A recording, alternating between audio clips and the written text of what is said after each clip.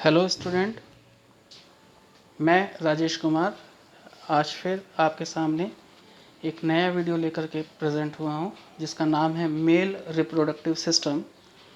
और स्टूडेंट्स, ये नीट के पॉइंट ऑफ व्यू से एक बहुत इम्पोर्टेंट वीडियो है। इसको आप शुरू से आखिर तक बड़े ध्यान से देखिएगा, बिल्कुल स्किप मत कीजिएगा। और अगर ये वीडियो आपको पसंद आता है तो प्लीज़ सब्सक्राइब भी कीजिएगा, लाइक भी कीजिएगा और शेयर भी कीजिएगा। आप जितना शेयर करेंगे उतना ही हमें मोटिवेशन मिलेगा कि हम आपके लिए नए नए वीडियोस लगातार बनाते रहें। तो आइए स्टूडेंट शुरू करते हैं। तो वीडियो की शुरुआत में मैं आपको बताऊं कि जो मेल रिप्रोडक्टिव सिस्टम है ये हमारे पेल्विक रीजन में प्रेजेंट रहता है। पेल्विक रीजन स्टूडेंट वो रीजन है जो हमारा हिप रीजन है।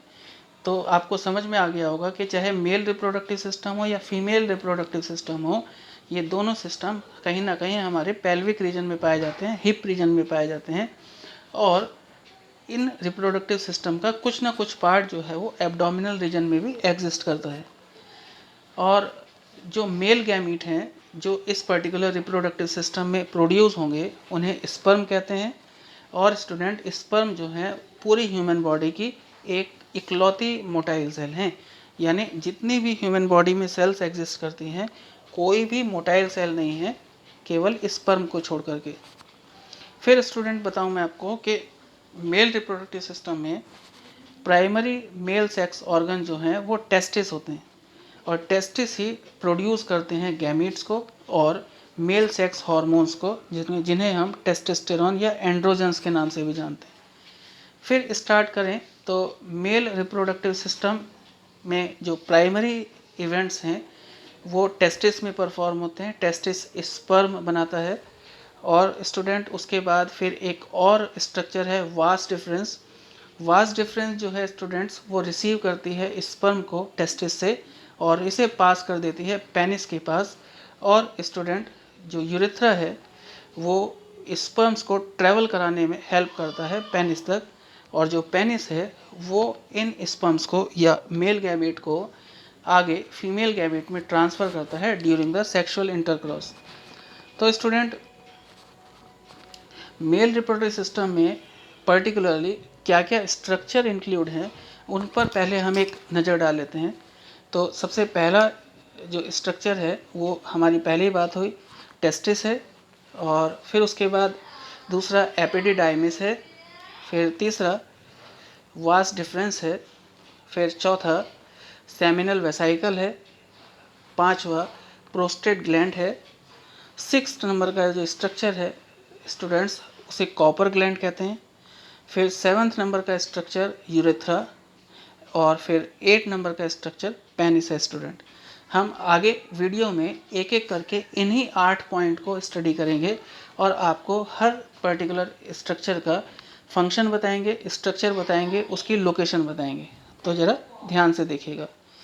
स्टार्ट करते हैं टेस्टिस से। Testis students primary sex organ कहलाते हैं।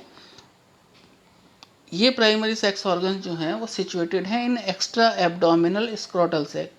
यानी जो एब्डोमेन से बाहर की और एक सैक लाइक स्ट्रक्चर निकला रहता है मेल्स में, उसके भीतर ये टेस्टिस एग्जिस्ट करते हैं स्टूडेंट। और टेस्टिस जो हैं पर्टिकुलरली अपने आप में ओवल शेप्ड हैं और इनकी जो लेंथ है वो 4 to 5 सेंटीमीटर है, जबकि जो विड्थ है वो 2 to 3 सेंटीमीटर है। और एक और स्ट्रक्चर है इसमें ट्यूनिका एल्बुजिनिया। और ट्यूनिका एल्बुजिनिया जो है ये कवरिंग है, एक डेंस कवरिंग है ओवर द टेस्टिस। और स्टूडेंट एक और स्ट्रक्चर है, इसको कहते हैं हम इंग्यूनल कैनाल। और इंग्यूनल कैनाल जो है वो कम्युनिकेट करती है स्क्रोटम और एब्डोमिनल कैविटी के बीच में। यानी जो टेस्टिस का रिलेशन एब्डोमिनल कैविटी से है वो कहीं ना कहीं इस इंग्यूनल कैनाल के थ्रू सेटअप होता है। टेस्टिस की एक और बात बताऊं मैं आपको कि टेम्परेचर जो है स्क्रोटम का वो 2 to 2.5 डिग्री सेल्सियस लो होता है, कम होता है in comparison to the body temperature. और इसीलिए स्टूडेंट्स जो मैमल्स हैं, जिनमें मैमल्स में जो टेस्टिस हैं वो present outside the abdominal cavity. और एब्डोमिनल कैविटी के इसीलिए बाहर पड़े रहते हैं क्योंकि स्पर्म के मैचुरेशन के लिए जो टेम्परेचर रिक्वायर्ड है वो हमारी बॉडी के टेम्परेचर से कम है। इसलिए ह्यूमन मेल्स में या मैमल्स में जो टेस्टिस हैं वो एक्स्ट्रा एब्डोमिनल पाए जाते हैं, कुछ मैमल्स में, सब मैमल्स में नहीं पाए जाते। जिनको रिक्वायरमेंट है स्पर्म प्रोडक्शन के लिए लो टेम्परेचर की, तो उसमें ये जो स्पर्म है ये पाए जाते हैं एक्स्ट्रा एब्डोमिनल कैविटी में। तो आगे बढ़ते हैं स्टूडेंट कि टेस्टिस जो हैं वो स्पर्मेटोजोआ प्रोड्यूस करते हैं और हार्मोन रिलीज करते हैं जिन्हें एंड्रोजन्स कहते हैं। और एक और लिगामेंट है दैट इज़ कॉल्ड एज गुब्रेनाकुलम।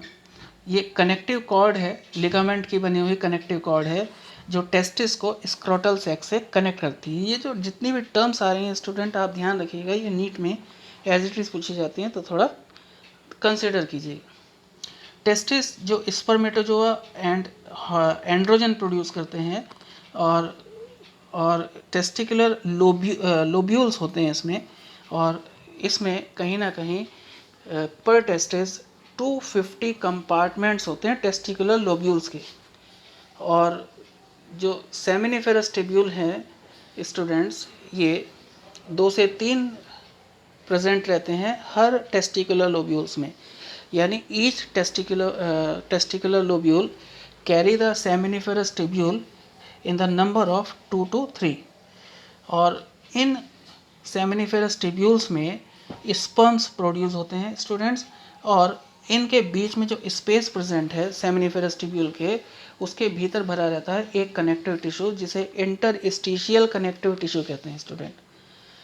और सेमिनिफेरस टिब्यूल्स में जो टिश्यू एग्जिस्ट कर रहा है, इसी में ही लीडिंग सेल्स या इंटरस्टिशियल सेल्स पाई जाती हैं, और यही सेल्स जो हैं वो सिंथेसाइज करती हैं या सिक्रीट करती हैं एंड्रोजन्स को, जो टेस्टोस्टेरोन के नाम से भी जानते हैं हमें। सेमिनिफेरस टिब्यूल्स जो हैं वो टिश्यू कंटेन करते हैं जो क्या बोलते हैं लीडिंग सेल्स, और लीडिंग सेल्स को ही इंटरस्टिशियल सेल्स भी कहते हैं। और ये टॉपिक, ये पॉइंट जो है बहुत इंपॉर्टेंट है, लगातार पूछा जाता है नीट में। एक और पॉइंट है यहाँ पर स्टूडेंट के एंड्रोजन्स जो हैं, जो सेक्सुअल हार्मोन है एक तरह से, उन्हें लोग एनाबॉलिक स्टेरॉइड भी कहते हैं। एनाबॉलिक स्टेरॉइड इसलिए कहते हैं क्योंकि ये हमारी मसल्स की ग्रोथ को भी स्टिमुलेट करते हैं। यानी जो ह्यूमन बीइंग पर्टिकुलरली मेल जितना ज़्यादा मस्कुलर होगा, तो ये मान के चलते हैं कि उसमें एंड्रोजन का सिक्रेशन भी उतना ही ज़्यादा होगा, यानी मस्कुलर फॉर्मेशन भी कहीं ना कहीं टेस्टोस्टेरोन या इन एंड्रोजन से कनेक्टेड है। फिर सेमिनिफेरस की टिब्यूल की जो लाइनिंग है, एपिथेलियम लाइनिंग है, उसे हम जर्मिनल एपिथेलियम कहते हैं। Germinal epithelium lining of seminiferous tubule जो है वो 2 टाइप की सेल से मिलकर के बनी है स्टूडेंट्स। नंबर 1 सेल है स्पर्मेटोजेनिक सेल, जिसे स्पर्मेटोगोनिया कहते हैं, और दूसरी सेल है सर्टोली सेल्स या सस्टेंटिकुलर सेल्स। जो स्पर्मेटोजेनिक सेल है या स्पर्मेटोगोनिया है, इनके नंबर्स ज़्यादा हैं, स्मॉलर सेल्स हैं, और ये कहीं ना कहीं स्पर्म प्रोड्यूस करती हैं during the process of spermatogenesis. जबकि सर्टोली सेल्स जो हैं उनका नंबर कम है, कंपैरेटिवली लार्जर सेल हैं, सपोर्टिंग सेल हैं, और ये स्पर्मेटोजोआ को नरिश करती हैं। सीधे फंक्शन पे क्वेश्चन आता है स्टूडेंट्स, आप ध्यान से देखते जाइए। फिर अगला स्ट्रक्चर आ गया यहाँ पर एपिडिडाइमिस, और एपिडिडाइमिस एक टाइटली कॉइल्ड स्ट्रक्चर है जिसकी लेंथ जो है 5 मीटर तक स्ट्रेच की जा सकती है, और ये कहीं ना कहीं inner surface of testis exist करते हैं एपिडिडाइमिस, और ये साइट ऑफ स्पर्म है, मैचुरेशन, स्पर्म मैचुरेशन के लिए है, और स्टोरेज ऑफ स्पर्म्स के लिए। यानी जो स्पर्म का मैचुरेशन और स्पर्म का स्टोरेज है वो इस एपिडिडाइमिस में होता है। फिर एपिडिडाइमिस के इटसेल्फ 3 पार्ट्स हैं स्टूडेंट। पहला पार्ट है कॉपर्ट या हेड, ये ऊपर वाला रीजन है, एंटीरियर पार्ट है, और ये कहीं ना कहीं स्टोर करता है नॉन मोटाइल स्पर्म्स को फॉर मैचुरेशन। यानी आपसे अगर कोई बोले कि in reproductive system where the non motile sperms are found, तब आप जवाब दीजिएगा कि एपिडिडाइमिस का जो कैपर्ट रीजन है वहाँ पर वो एग्जिस्ट करते हैं।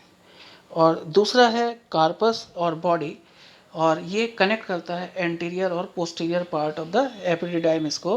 और स्टूडेंट तीसरा पार्ट है जिसे कॉडा कहते हैं, टेल कहते हैं, कॉडल भी कहते हैं लोग, और ये एपिडिडाइमिस का पोस्टीरियर पार्ट है, लास्ट वाला पार्ट है यानी टेल पार्ट है। फिर स्टूडेंट्स बात करते हैं वास डिफरेंस की, और वास डिफरेंस जो है उसको हम स्पर्म डक्ट के नाम से भी जानते हैं स्टूडेंट्स। और ये जो स्पर्म डक्ट है ये कॉडल एपिडिडाइमिस से एराइज होती है, यानी इसका जो ओरिजिनेशन है वो कॉडल एपिडिडाइमिस से है। और स्टूडेंट्स ये रन टुवर्ड्स द एब्डोमेन, यानी एब्डोमेन की ऊपर की ओर रन करती है, ओवर द यूरिनरी ब्लैडर के ऊपर लिपटती हुई सेमिनल वेसाइकल से कनेक्ट होती है। और सेमिनल वेसाइकल क्या है स्टूडेंट, ये अगला स्ट्रक्चर है, और ये ब्लैडर के यानी यूरिनरी ब्लैडर के पीछे की तरफ प्रेजेंट है। नैरो लॉन्ग पाउच है, यानी एक नैरो संकीर्ण टाइप का लंबा सा पाउच है, और इसमें सेमिनल फ्लूइड भरा रहता है students, which account for about 60% volume of the semen, यानी ह्यूमन मेल में जितना सीमेन प्रोड्यूस हो रहा है उसका 60% जो सीमेन है वो ये सेमिनल वेसाइकल्स प्रोड्यूस करती हैं। तो स्टूडेंट और बात करें तो ये जो सेमिनल वेसाइकल है ये स्लाइटली बेसिक है, 7.4 इसका पीएच है, और सेमिनल फ्लूइड में फ्रक्टोज पाया जाता है जो कहीं ना कहीं स्पर्म्स के लिए एनर्जी सोर्स का काम करता है। फिर प्रोस्टेट ग्लैंड एक नेक्स्ट स्ट्रक्चर है जो हमने स्टार्टिंग में लिस्ट बनाई थी, और प्रोस्टेट ग्लैंड जो है present around the first part of the urethra, यानी यूरेथ्रा के पहले वाले हिस्से के आसपास की जो ग्लैंड है वो प्रोस्टेट ग्लैंड है, और it secretion form about 15 to 30% of the volume of the semen, यानी सीमेन का इतने परसेंट पार्ट जो है ये प्रोस्टेट ग्लैंड प्रोड्यूस करती है। Its secretion is slightly acidic, means के it ranges from 6.5 to 6.7 6.8 और due to presence of citric acid, क्योंकि इसमें कुछ मात्रा जो है सिट्रिक एसिड की है इसलिए स्लाइटली एसिडिक हो जाता है। और स्टूडेंट्स जो सिक्रीशन है इस प्रोस्टेट ग्लैंड का उसमें एल्ब्यूमिन है और प्रोटियोलाइटिक एंजाइम है। अब आप ध्यान दीजिए, फिर से ये नीट का क्वेश्चन है कि जो एल्ब्यूमिन है स्टूडेंट्स वो स्पर्म की मोटेलिटी के लिए रिस्पॉन्सिबल हैं, जबकि जो प्रोटियोलाइटिक एंजाइम है फिब्रिनोलाइसिन और फिब्रिनोजिनेज ये प्रोटियोलाइटिक एंजाइम्स हैं, यानी कहीं ना कहीं स्पर्म्स के फंक्शनिंग को बेहतर बनाने का काम करते हैं। फिर अगला स्ट्रक्चर है कॉपर्स ग्लैंड है इसका नाम, और स्टूडेंट इसे बल्बो यूरेथ्रल ग्लैंड भी कहते हैं। ये भी इंपॉर्टेंट स्ट्रक्चर है, हर लाइन में से क्वेश्चन बनेगा नीट में, आप ध्यान से देखिए। और सिचुएटेड बिनेथ द ब्लेडर, यानी ब्लेडर के नीचे की तरफ और यूरेथ्रा के पीछे की तरफ पाए जाने वाला जो ग्लैंड है वो कॉपर्स ग्लैंड है। It open into urethra before entering into the penis, यानी पेनिस में कनेक्ट होने से पहले ये यूरेथ्रा में ओपन होता है, और इसका जो सिक्रेशन है स्लाइटली एल्कलाइन है, और ये कहीं ना कहीं पेनिस को ल्यूब्रिकेशन प्रोवाइड कराता है ड्यूरिंग द इंटरक्रॉस। इसका सिक्रेशन जो है कॉपर्स ग्लैंड का वो यूरिन को न्यूट्रलाइज करता है, और ड्यूरिंग द कॉपुलेशन किसी भी तरह का यूरिनरी इन्फेक्शन ना हो क्या बोलते हैं इंडिविजुअल्स को, इसलिए जो कॉपर्स ग्लैंड का सिक्रेशन है वो यूरिन को न्यूट्रलाइज करता है। फिर एक और स्ट्रक्चर है स्टूडेंट्स यूरेथ्रा, ये एक थिक वॉल्ड मस्कुलर डक्ट है जो यूरेथ्रा है, और ये कहीं ना कहीं कॉमन पैसेज है यूरिन एंड सीमेन के लिए, इसलिए इसे यूरिनोजेनाइटल डक्ट भी कहते हैं। और student it opens at the tip of the penis as male urethral meatus, तो इसका नाम है यूरेथ्रल मीटस जो यूरेथ्रा की ओपनिंग है। फिर पेनिस एक मेल एक्सटर्नल जेनेटिलिया है, मेन कॉपुलेटरी ऑर्गन है, और वेस्कुलर है, स्पॉन्जी है, और tip of the penis is called the glans penis, and the covering of the glans penis is called the prepuce, इसे फोर स्किन भी कहते हैं, और ये मेजर रोल प्ले करता है कॉपुलेटरी सिस्टम में या जो इंटरक्रॉस है उसमें। ये पेनिस जो है वो स्पर्म्स रिलीज करता है into the vagina during the in the female during the copulation. और कुछ एक एक्स्ट्रा पॉइंट है, जैसे कि आप इजैकुलेशन टर्म की बात करते हैं तो ये अपने आप में एक फोर्सेबल एक्सपल्शन है सीमेन का जो रिप्रोडक्शन में हम टर्म इस्तेमाल करते हैं। An average ejaculation is about 3 ml of semen and having 300 million of sperms.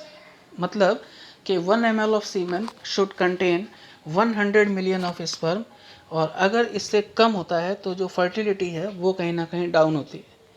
और स्टूडेंट, एक और टर्म होती है ओलिगोस्पर्मिया। ये एक पर्टिकुलरली टर्म इस्तेमाल होती है जब human male is not able to produce the able to reproduce the new organism। that means कि it is the condition कि जब 1 ml सीमेन में 20 मिलियन ऑफ स्पर्म्स तक ही रह जाए, यानी जब 100 ml से 100 मिलियन से 20 मिलियन स्पर्म्स एग्जिस्ट कर जाते हैं, तो फिर वो जो कंडीशन होती है उसे ओलिगोस्पर्मिया कहते हैं। और इस कंडीशन में जो मेल है वो स्टेराइल हो जाते हैं, यानी नॉन रिप्रोड्यूसिबल हो जाते हैं। तो स्टूडेंट, थैंक यू। अगर आपको ये वीडियो पसंद आया हो तो एक बार फिर से मैं आपको कहता हूँ कि प्लीज़ वीडियो को लाइक कीजिए, शेयर कीजिए और सब्सक्राइब कीजिए, ताकि हम नए नए वीडियो आपको बना सकें। Thank you.